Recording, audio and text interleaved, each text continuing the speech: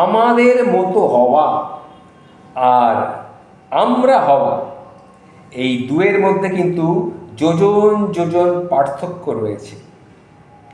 আর এটাই হলো আমাদের জীবনের চরম দুর্ভোগের কারণ।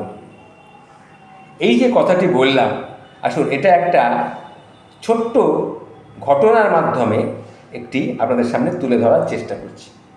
নেকড়ে তার সন্তানকে নিয়ে খাবারের জন্য বেরিয়েছে।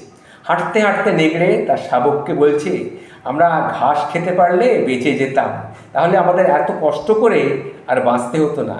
কিন্তু আমরা তো মাংসাশী, আমাদের মাংস খেয়ে বাঁচতে হবে, এটাই হচ্ছে আমাদের অভিশাপ। জঙ্গল তো সাফ হয়ে গেল, এখন এসব পাবো কোথায়, আমরা বাঁচবো কী করে? মানুষ আমাদের যত মেরেছে, আমরা কিন্তু তত মানুষকে মারিনি, দু একটা দুর্ঘটনা ছাড়া। তারপরেও মানুষ হলো সভ্য আর আমরা হলাম গিয়ে হিংস্র। হাঁটতে হাঁটতে এইভাবে মা ছেড়ে কথা বলছে আর খাবারের সন্ধানে চলেছে। কিছুটা যাবার পর একজন দেখতে পেল একটা ভেড়ার পাল সেখানে চড়ছে। তখন সে বলল যে, ওই তো মা, ওখানে অনেক ভেড়া চড়ছে, একটাকে নিয়ে আসি ধরে, তারপরে আমরা দুজনে মিলে খাই। তখন বলল, সাবধান, ভেড়ার দলকে কিন্তু পাহারা দিচ্ছে একজন লাঠি নিয়ে, সে যদি লাঠি ধরতে পারে বেদম প্রহার দেবে, প্রচণ্ড মারবে, সুতরাং ওদিকে যাওয়ার দরকার নেই। এখন তোমার এত বয়স হয়নি যে তুমি তাদের সঙ্গে পেরে উঠবে, সুতরাং সাবধানে থাকো, যে কোনো অবস্থাতেই মানুষের লাঠির আঘাতে যেন তোমার গায়ে না পড়ে। তখন নেকড়ের শাবক ওর মাকে বলছে, কিন্তু মা, ওই যে রাখালের পাশে আরেকটি প্রাণী দেখছি, ওই প্রাণীটাকে? তখন নেকড়ের বলছে তার শাবককে, ওর নাম হলো কুকুর। ওই কুকুরই হলো তোমার আসল শত্রু বাবা। যার হাতে লাঠি নিয়ে যে মানুষটাকে দেখছো, সে কিন্তু তোমার আসল শত্রু নয়।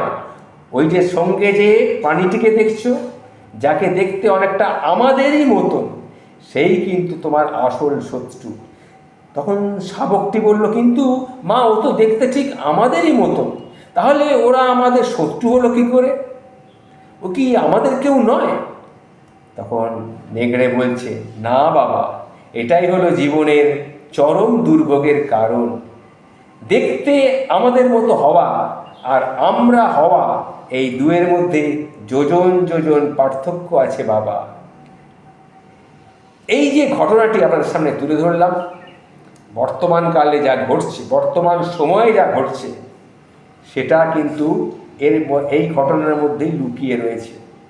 আমরা চারিদিকে যে নাশকতা দেখছি, অরাজকতা দেখছি, নৃশংসতা দেখছি, তার ছায়া এই ঘটনার মধ্যেই কিন্তু লুকিয়ে রয়েছে। শুধু একটু খুঁজে নিতে হবে কষ্ট করে, সেই দায়িত্বটা আপনার। আমি আপনাদের কাছে একটু জানিয়ে রেখে দিলাম।